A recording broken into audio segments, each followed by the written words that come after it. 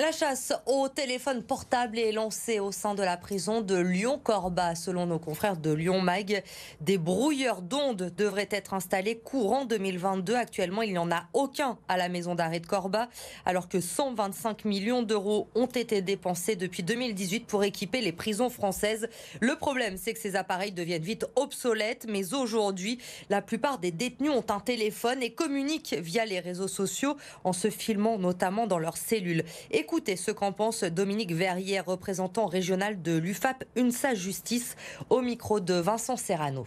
J'attends de voir un petit peu quels seront les matériels installés et quels seront leurs dispositions techniques pour brouiller. S'ils sont efficaces et si ça fonctionne correctement, ça fera moins de travail parce qu'on passe moins de temps à rechercher des téléphones dans les cellules après. Il y a des mises à jour qui vont devoir être faites sans doute régulièrement, puisqu'on a souvent un coup de retard, comme on dit. Forcément, ils connaissent la barrière, ils voient à quelle hauteur faut sauter pour la franchir. Donc ils s'adapteront. Il y a besoin de téléphoner, il y a besoin de communiquer. Donc ils trouveront très certainement une parade, même si on met des brouilleurs qui peuvent être assez efficaces.